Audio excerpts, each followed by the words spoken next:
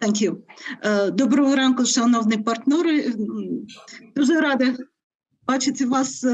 I'll be speaking in English, and I'm really honored to participate in this meeting and having a chance to talk about something that we often talk when we talk about humanitarian context, which is the link between humanitarian development and peace, or so-called nexus. So I'll just bring the international standards. I'll talk about the international commitments when it comes to recovery context and humanitarian context.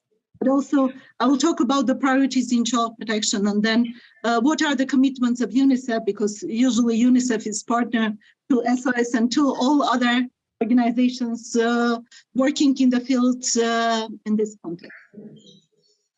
So why it is important. So in general, in my presentation, I'll talk about the concept of nexus. I'm sure many of you have heard about that in humanitarian situations, but also what are the international commitments?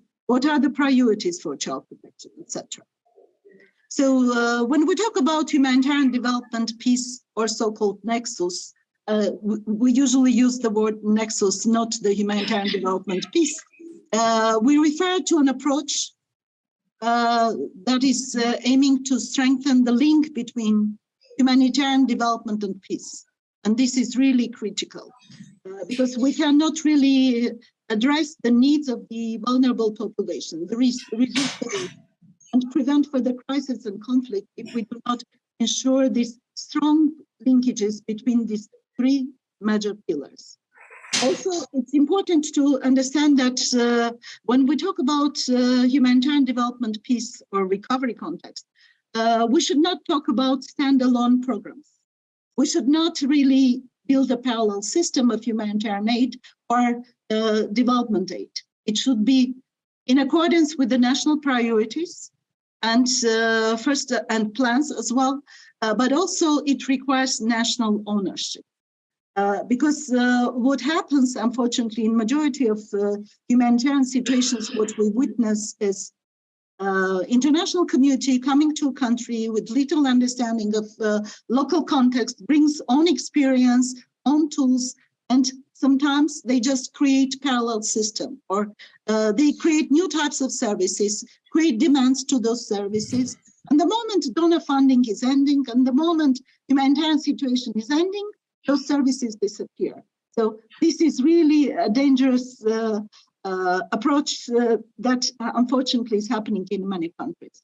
This is why I really appreciate organization of this conference and discussing about recovery and long-term goals for development right now during the acute phase of crisis, because this will help us to understand how the national plan and the system is ready for recovery. What are the gaps, and whether the current programs are really implemented in accordance with humanitarian principles of humanity, neutrality, impartiality, and independence. If not, then there's always a chance really to influence the national plans and strategies to make sure they are in line with humanitarian principles, but also to make sure that whatever we implement in terms of humanitarian response is in line with national plans and priorities, and that government is part of the process, and there is a national ownership for this. And those are the key messages I would like to deliver just from the beginning. Also, what is important to remember is that humanitarian programming should contribute to system strengthening, whereas the development programming should contribute to preparedness and social cohesion. Having said this, like after working in Ukraine for almost 5 years, what I've seen is always we were missing the preparedness and social cohesion component. And now in humanitarian programming, what I see is not often focusing on existence of national system and strengthening and ensuring that the national system is functional.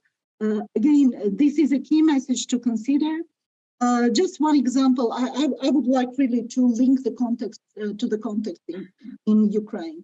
3 years ago, together with the Office of Ombudsman, we organized the first ever international conference on open and armed conflict, when we brought child ombudsmen from all European countries that were somehow affected by war, Balkans, Caucasus, etc.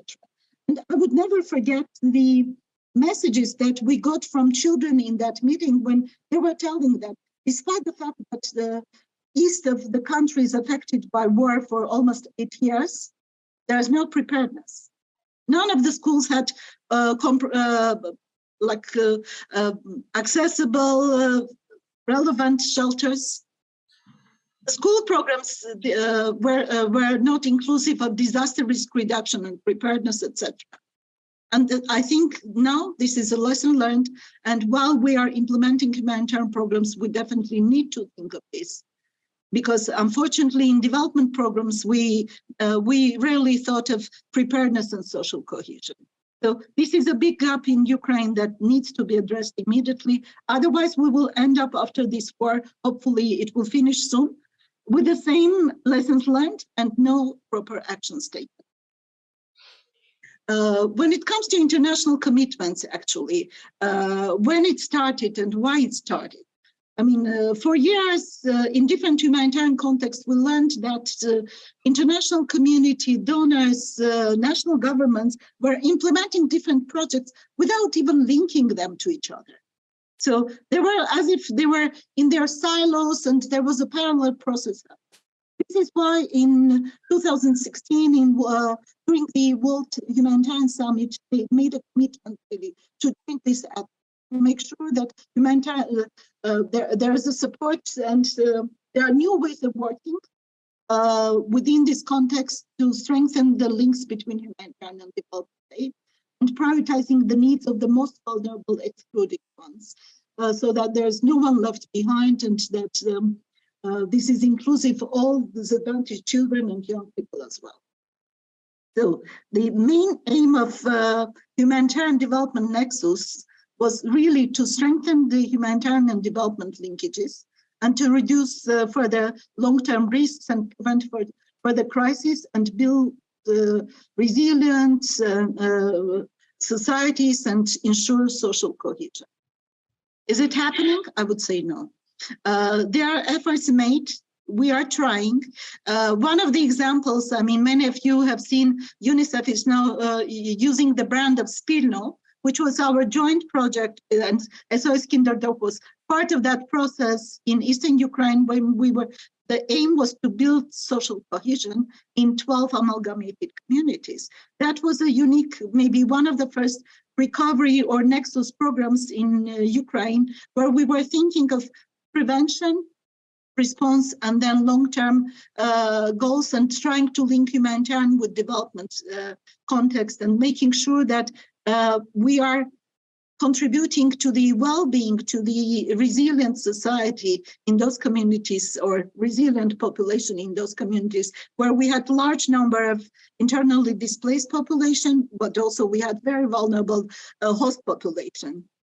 Currently, the same is happening all over Ukraine. This is why using the same approach and applying it to the current context is really becoming a must for the country, because we have lessons learned. We have also human resources that are well-trained, knowledgeable. There are tools developed, and those tools could be easily adapted to current armed conflict situation and could be applied in new communities across the country, because we have seen the impact. We have seen the changes in communities.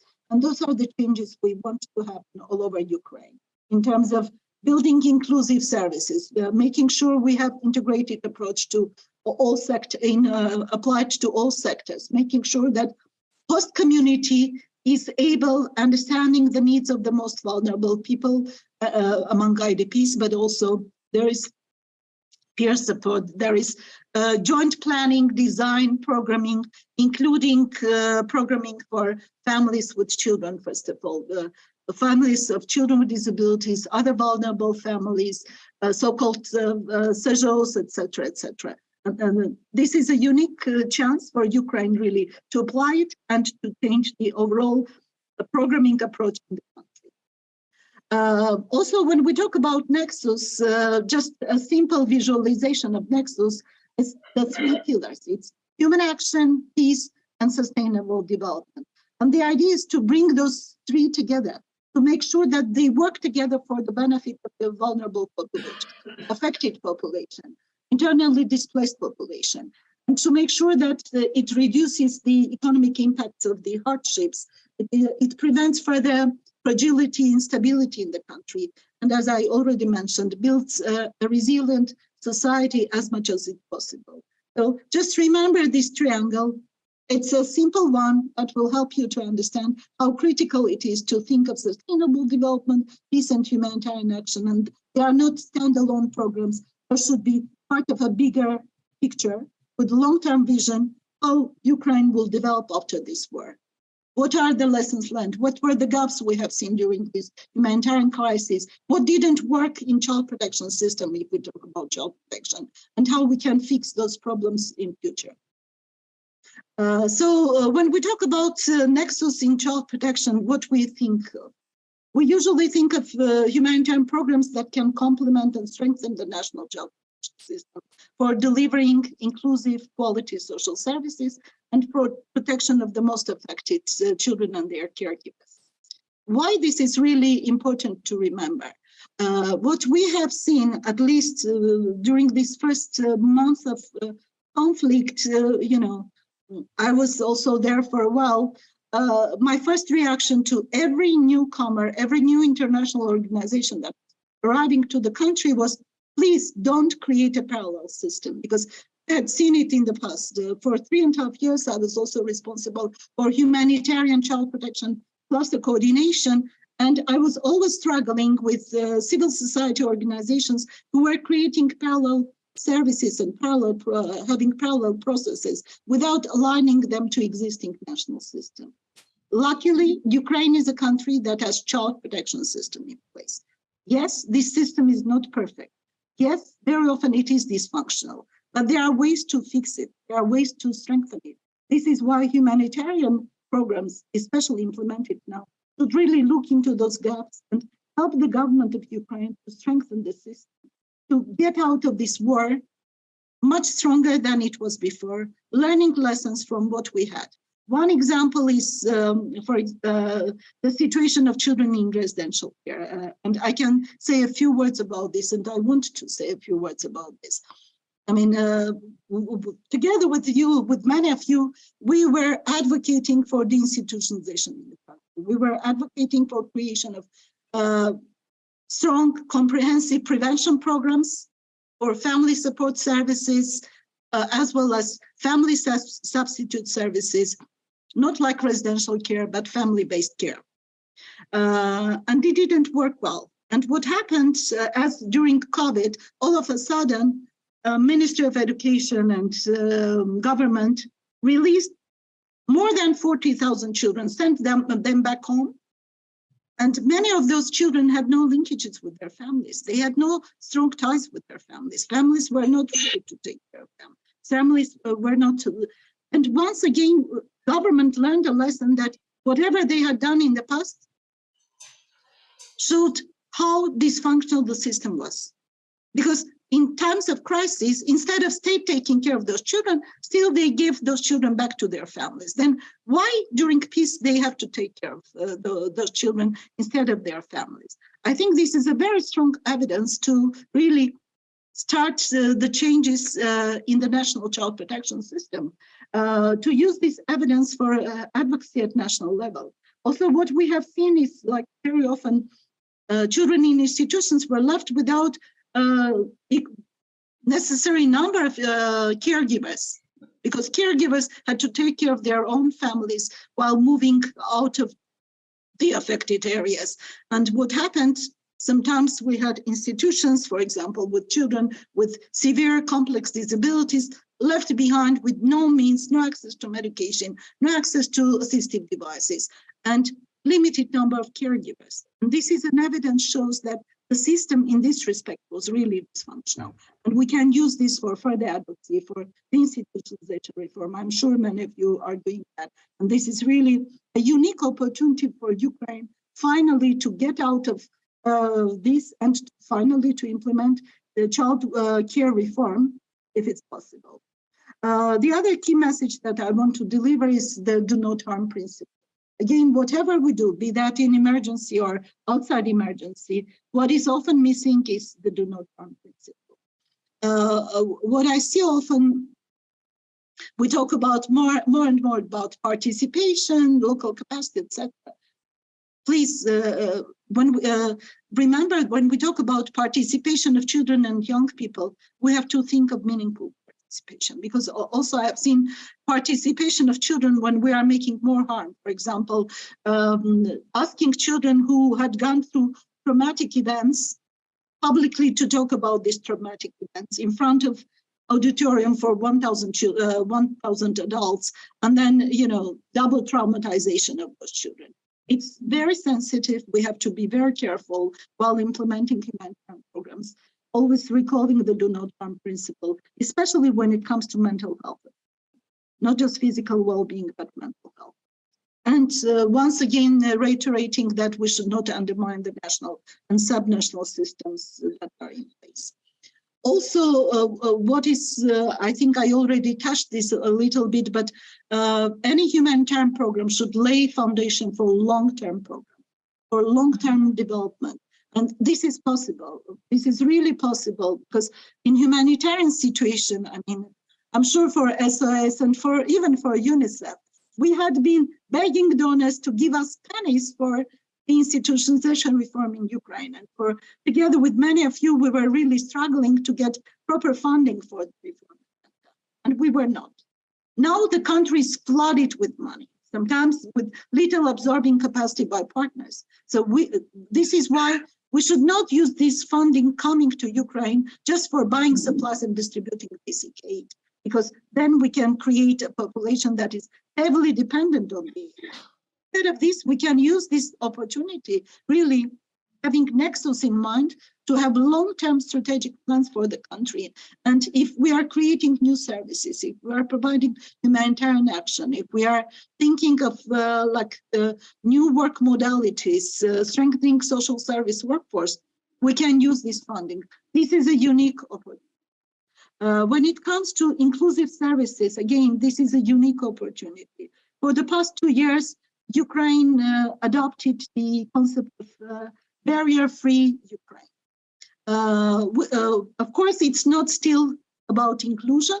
It's removing some of the barriers, be that physical barriers or information barriers, etc. It's not yet about attitudinal barriers, but humanitarian programs have unique opportunity. Whatever you build, you use universal design. When you create child-friendly spaces, you think of inclusive child-friendly spaces. When you create social services, you think of inclusive, accessible social services, applying the standards of universal design, because if in the past we had no money for that, now we have money. Also, what happens in many countries, and I think this is a lesson learned for Ukraine, I mean, during armed conflict, majority of buildings are destroyed. So you have to build a new, let's say, social service center from the beginning. It's much easier to make it accessible and to make sure that the universal design and integrated approach are applied to that, rather than doing what we were doing in Spilno. I would never forget me traveling all over Eastern Ukraine, visiting more than 20 communities and selecting Spilno communities and checking the old buildings, which we were to be adapted to the concept of integrated social services. And we were in struggle, and by that time, we had an Australian engineer who was telling NAІRA, it's much easier for me to build from scratch rather than to adapt the old Soviet ugly buildings to the concept of integrated social service.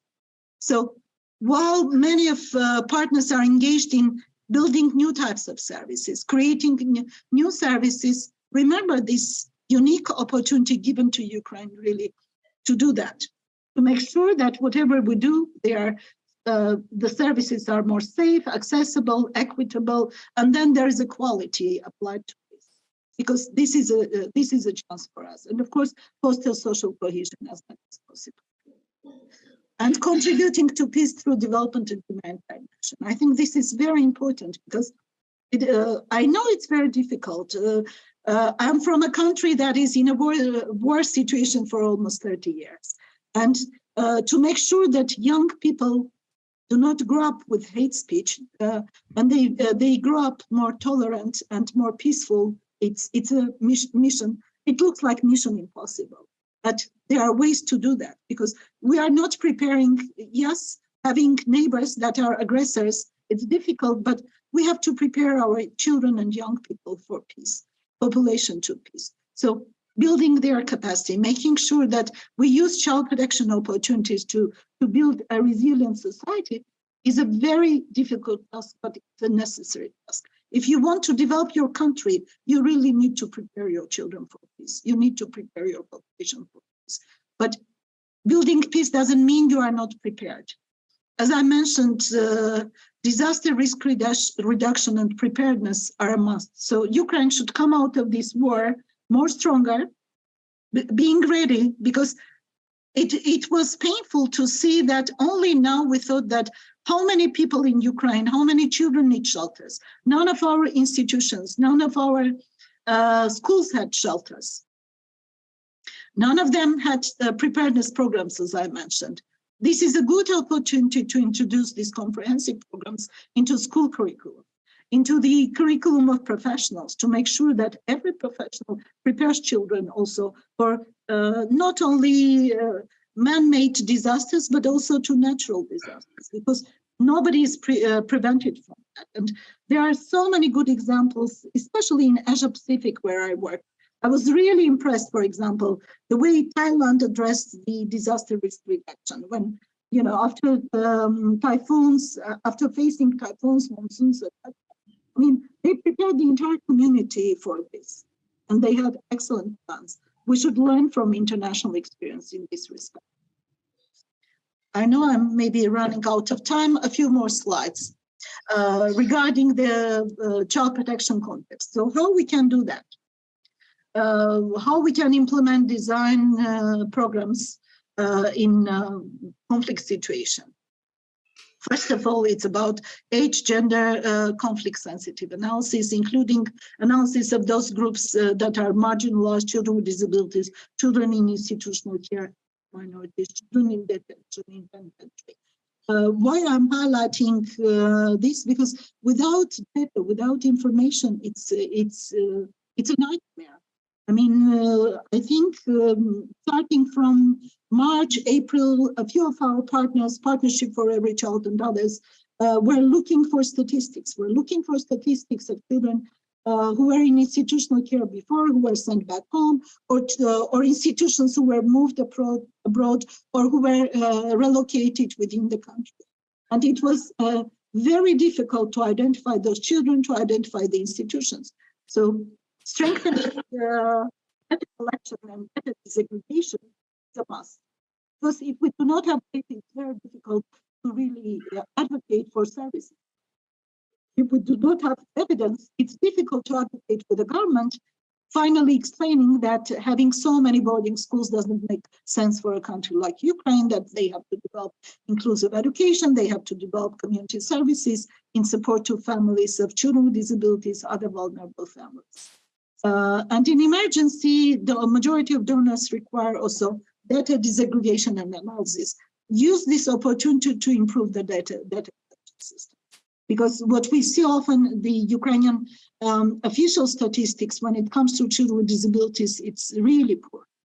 Because the estimates, global estimates say that 10 to 15% of population has disability, 1 in every 10 children has disability, whereas in Ukraine we see much lower numbers. And during the war, like every day I follow the statistics by Office of Ombudsman, by Prosecutor's Office, about how many children are injured, how many died, how many are injured because of landmines, explosive remnants of war. Improve these statistics, because for 7 years, Ukraine was not able even to collect reliable data on mine victims. And I was struggling with that. Again, 3-4 years ago, we did the first ever assessment on mine victims in the country, and we came up with serious recommendations for Ministry of Health, Ministry of Education, Social Policy, and others to make sure that at least there is a national database on these children. I'm not sure we have now a comprehensive database looking into every specific case. And adding these to the tasks of case managers and medical professionals, etc., because we will end up again in a situation when we do not know how many child victims of landmines we have, how many need further services, because yes, after war, they still will need some rehabilitation programs, recovery programs, but first of all, they will need inclusive education to be developed in the country so that they are not sent to an institution. They are left with their family with equal opportunities to have access to education, to health, and other services. And of course, it's important that whatever we build, we also ensure prevention, as I mentioned. Prevention of further violence, exacerbation of the situation, etc., or determinants of violence. What we have seen, a lesson learned from Eastern Ukraine. Again, I was responsible within my program. We had one of the biggest gender-based violence programs where we were covering the entire Eastern area, all communities almost along the contact line. And what we learned is that the military returning back home, being stressed, family being stressed and being away from each other, there were more cases of domestic violence. There were more cases of violence against children, neglect against children.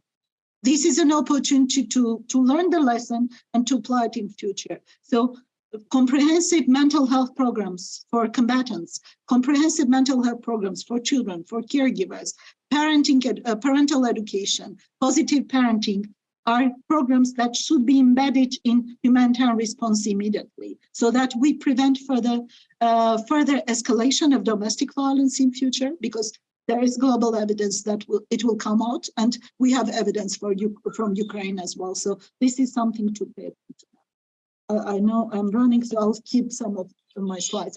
And why we the child protection program in humanitarian setting has unique opportunity really to engage communities, governments, and parties. Child protection in general is the most cross-cutting program. It's a unique program that brings together social welfare, health, education, justice sector, law enforcement. And this is a unique opportunity to make sure that whatever we do is more comprehensive. Of course, for those of you who work in child protection know how complicated it is. I worked for child protection section in UNICEF for years, for decades. And every time in every new office, I really struggle to position child protection program. Despite the fact that everybody understands that those are the most critical issues, it's difficult to change the attitude of working in siloing sectors. We had tried it with a few of you for those years that I worked in Ukraine, and we are pushing for that. There's a need to push further. There's a need really to break those barriers between sectors to make sure that they all work for a child and the family, to make sure that they understand how critical the child protection programs are to bring the change in the country. To prevent, to document the grave violations of against children. I know there are efforts made in the country to document it now. I know that also prosecutor's office is very serious on that, and a few of you are working, because child rights monitoring in the times of conflict is really a critical matter. But also it's important since Ukraine is flooded with humanitarian workers, and unfortunately we have lessons learned from other humanitarian situations. It's important to make sure that we prevent further possible sexual exploitation and abuse by humanitarian workers. I know there are requirements for a majority of international organizations working in the country on SEA, or prevention of sexual exploitation and abuse. But there is a need to focus more on this, because unfortunately it happens, because child safeguarding is not always in place, and the professionals coming to the country, especially in humanitarian emergency, not always are scrutinized for their background. So please have a look, and this is equally important, not only for SOS and other partners, but also for UNICEF, because we have past lessons learned on having serious negative impact on the reputation of our organization. So make sure that this is also taken seriously. I don't know. Tell me if I'm running out of my time. No, NАІРА, it's okay, please. Okay. Couple minutes, we have more. Okay, thank you. I have 2-3 more slides I want to highlight. As I mentioned, there are specific categories of children that should be given more attention during the crisis. I mean, this week, I think, since last week, I had at least 2-3 presentations on disability inclusive humanitarian response. And this is a very important topic for me because I've been working on issues of disability for years. And what I've seen also in different emergencies, including Syria or in emergencies in Asia Pacific, is that children with disabilities are the first ones to be left behind. They are the ones who are forgotten during humanitarian response. They are the ones who are forgotten during the evacuation. And we witnessed the same story in Ukraine. I mean, when we were doing mapping of the relocation and evacuation of residential care facilities in Ukraine in the past few months, together with my team, and with partners, what we discovered is the institutions left behind were mainly institutions for children with disabilities, especially with complex disabilities. I hope also the interpreter is managing because I'm talking fast. So they were left behind, and the challenge was that very often there were no accessible transportation. There was no preparedness plan for evacuation of those institutions, which is a shame because this is another lesson learned we have to consider while thinking of preparedness. Every institution, every childcare facility should have own evacuation plan. And the regional plans or municipal plans for disaster reduction and preparedness should be inclusive of those. Fortunately, we didn't. This is something we have to consider, and we can develop it now. Also, as I mentioned, many of you are engaged in improvement of case management, capacity building or strengthening the capacity of social service workforce. And disability inclusive social service workforce is a must. So we cannot talk about comprehensive case management if case managers or social workers are not equipped with necessary tools and knowledge how to identify, how to refer, how to prevent violence against those children, how to make sure that they are not referred to an institution for simple reasons, so that institutionalization is a last resort. And we know that after the conflict, we'll have more and more children, maybe with disabilities, as I mentioned, who will be at risk of institutionalization. So we have to think of creating family-type alternative care solutions that are more specialized. Again, this was really lacking in Ukraine. And we had been talking about foster care, specialized foster care for children with disabilities, maybe small group homes. I'm against small group homes, but still we can think of small group homes, no more than 7 children, that are inclusive or that are specialized on children with complex disabilities, that are based in the community, not outside the community, where there's more chance for interaction with.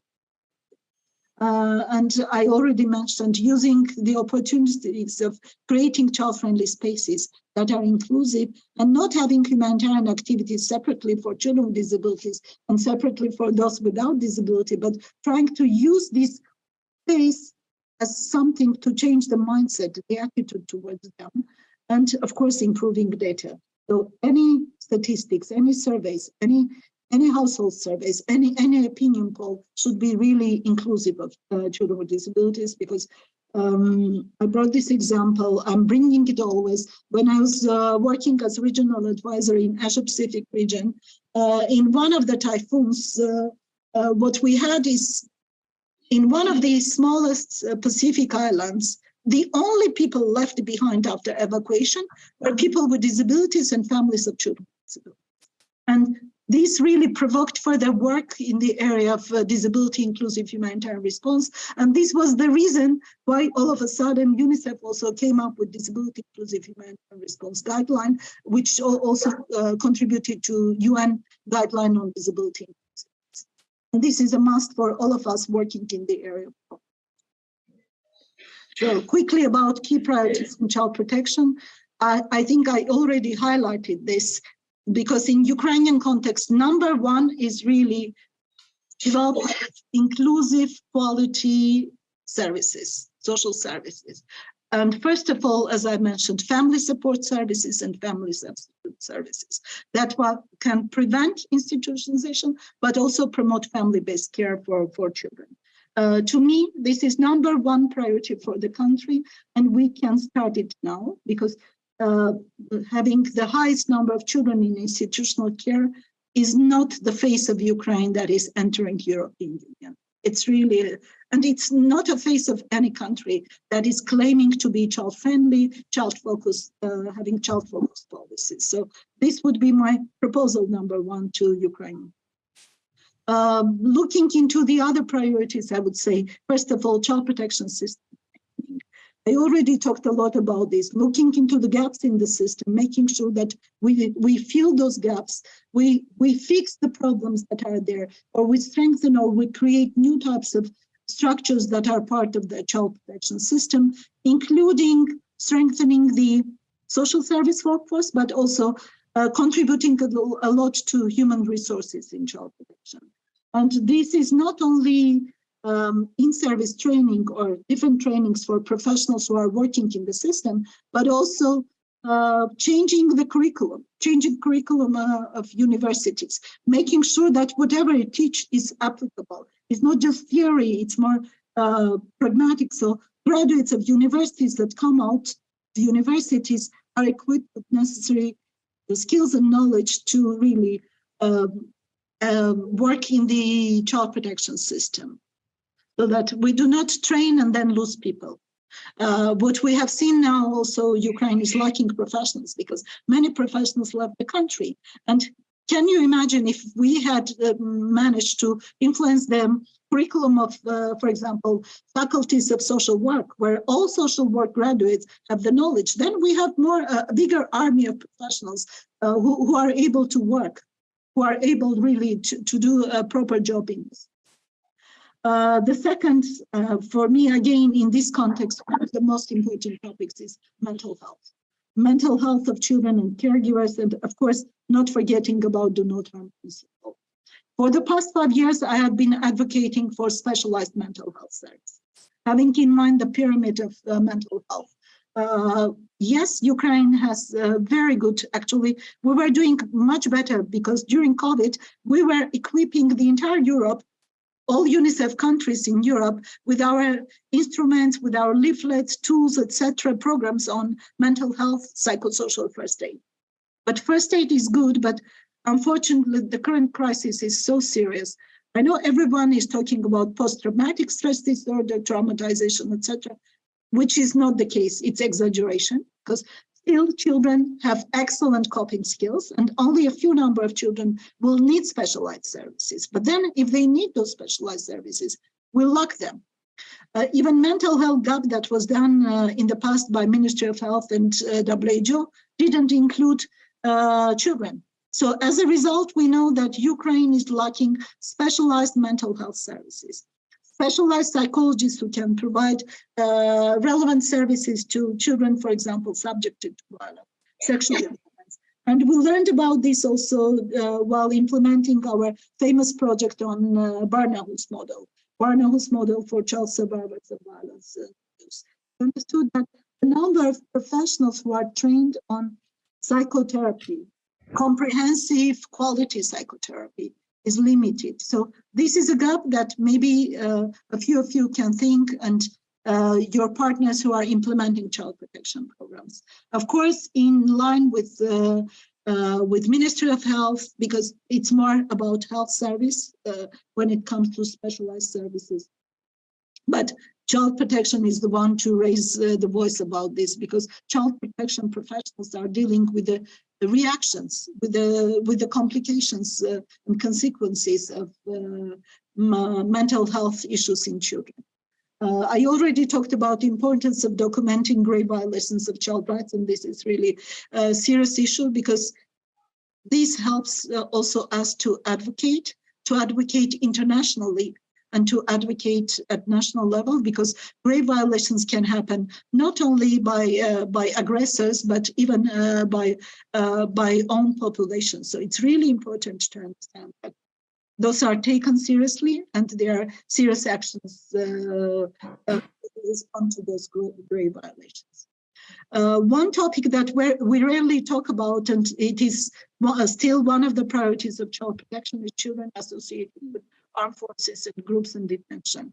While I was still in Ukraine, like more than a month ago, one of the concerns I had was like in newly liberated area, there were cases of detention of children or young people who were somehow supporting the aggressor. We have to understand that, I mean, when children are put into difficult situation, it's really difficult for them to save their lives and to make a decision whether they should withdraw. And in many emergencies, especially in African emergencies, in Congo, in Sierra Leone, we had several child soldiers. And, you know, the first reaction was that, yes, they should be punished because they were killing, they were maiming, etc., etc.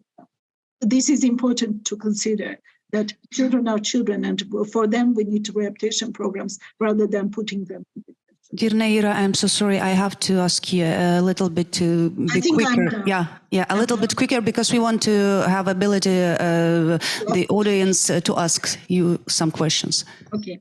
Mine action, explosive remnants of war, I'm not even talking about this. GBV, gender-based violence, I'll not talk about this. I think there's more or less understanding, but for mine action, as I mentioned, mine risk education is important, but also the support to mine victims, making sure that they all are registered, they get disability benefits. They are registered in the system, they have disability status. It's important.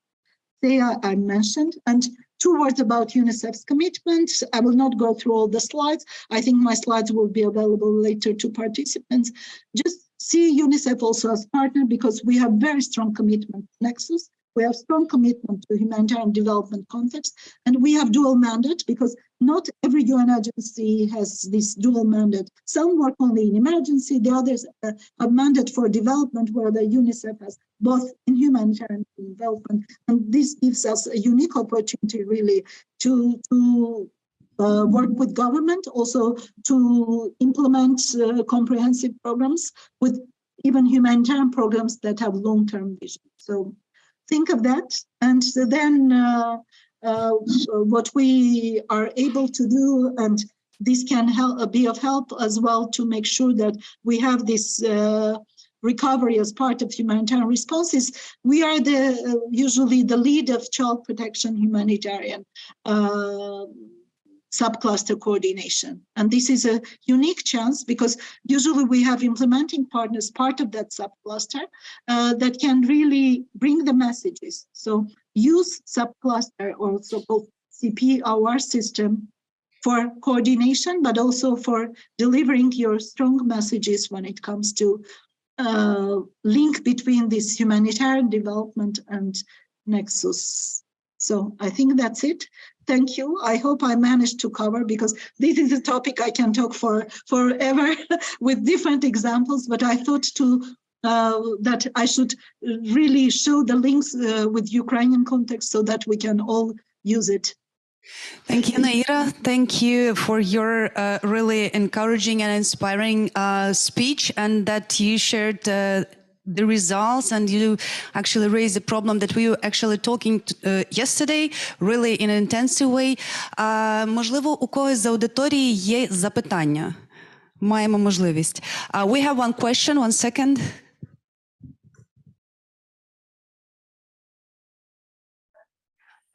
Naira, thank you for your presentation. Happy to meet you. Now I probably have a very complex issue.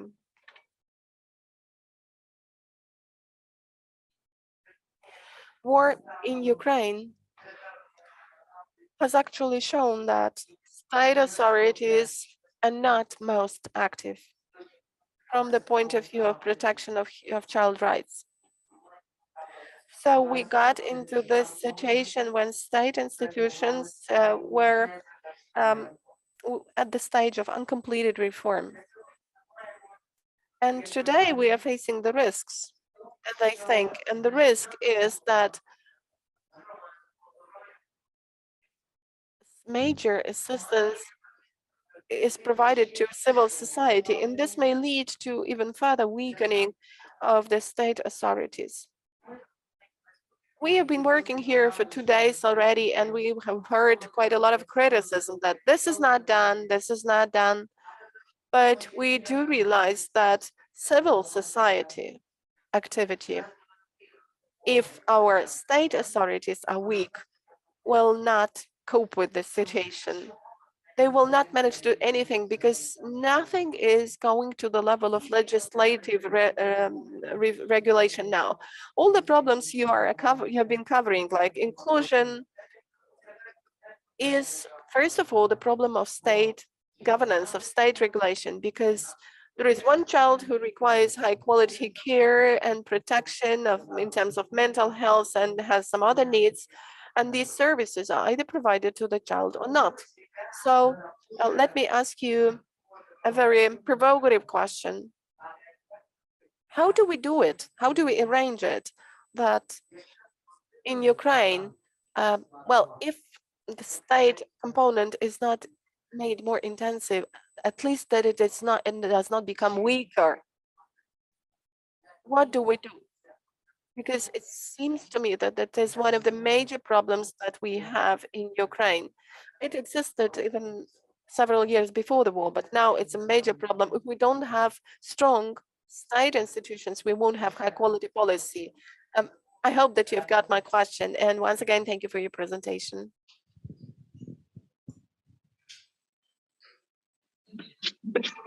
Дуже дякую, пані Людмила. I will try to answer to this question. Maybe you saw in my presentation, I think in 3-4 slides, I added strengthening the national system, government ownership, strengthen the national plans, and implementing humanitarian response in accordance with the plan. This is something I 100% agree with you, because I have seen in other emergencies, unfortunately, when international donors, international community is contributing to building a parallel system,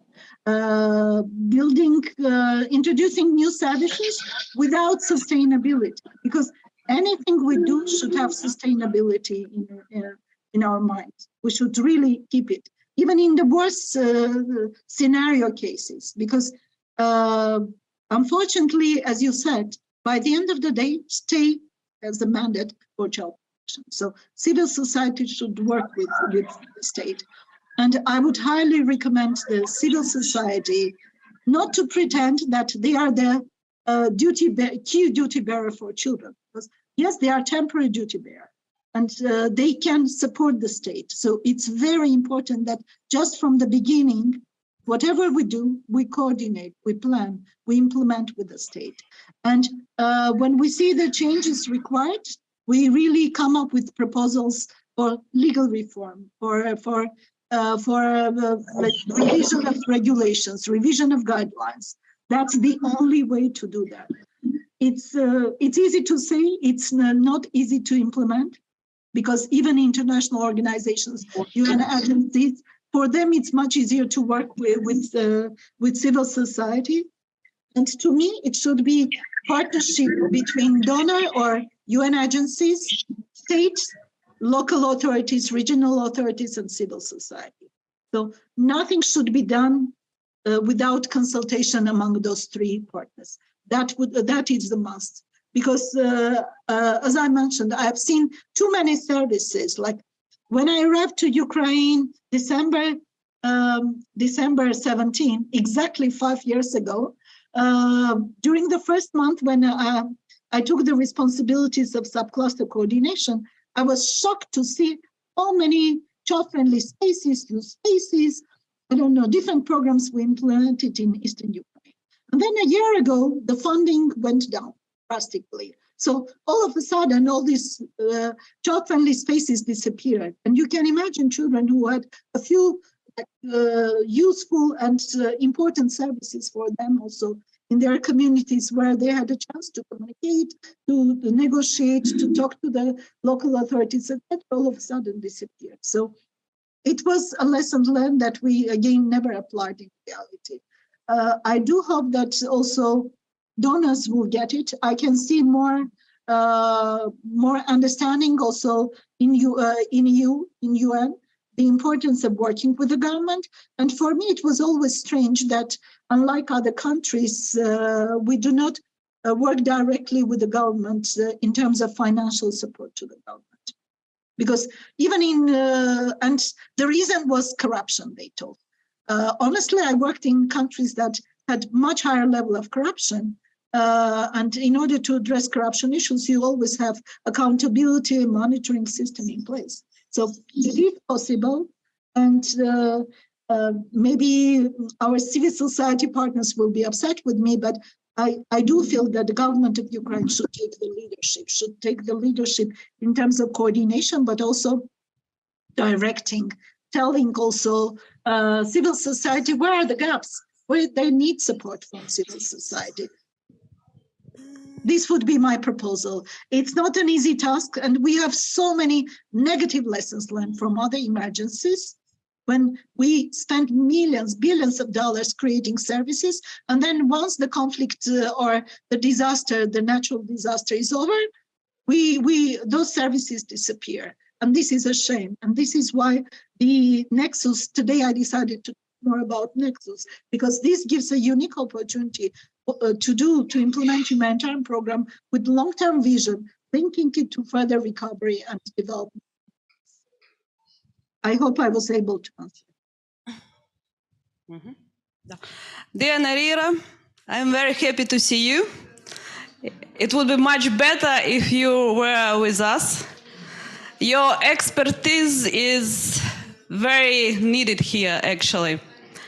My question is a short one. It's what you see UNICEF role should be in long-term commitment. As you explained, it should be during humanitarian response, especially taking into account that the major part of the UNICEF project currently have limited time frame, which is during which is difficult, to show the stabilities, sustainability, and build that stronger child protection system. Thank you.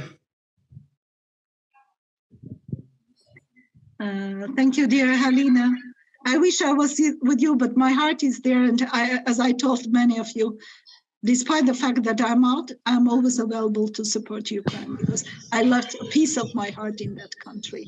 So very provocative question, because for me, it was a challenge. I strongly believe that UNICEF has a very important role in coordination and being a broker between the government and civil society. It's really critical. Because in many countries where I worked, I was responsible for overall coordination in the area of child protection. And I do believe this helped also to have long-term strategic vision for the country. Because I always believed even before 2016, when I was working in Syria, during the first years of the war, we were trying to have long-term plans for Syria. And I can tell you that whatever I did there, I'm really proud of the result, because in a war-affected country, we came up with comprehensive mental health psychosocial system, building national capacity. We facilitated the first ever joint UN program on mental health, bringing together Ministry of Health, Ministry of Social Policy, Ministry of Education, and then national system. And I'm proud every time receiving feedback from Syrian partners that until now, those people that we trained are the ones leading the mental health work. This could be done easily in Ukraine, and I strongly believe that UNICEF has a mandate. I didn't go all my slides, but my last two slides exactly were about this. The role of UNICEF, the mandate of UNICEF, and how UNICEF can do that. Whenever you talk to UNICEF, you can refer to those slides, because this is UNICEF's commitment at global level. And of course, it depends on individuals, but we can always use also lobby at regional and global level to push UNICEF and other UN agencies and donors to implement their commitments to Nexus and to recovery. This would be my proposal. And have a look into the slides. I intentionally added what and why UNICEF has to do that, so you can use it for further advocacy.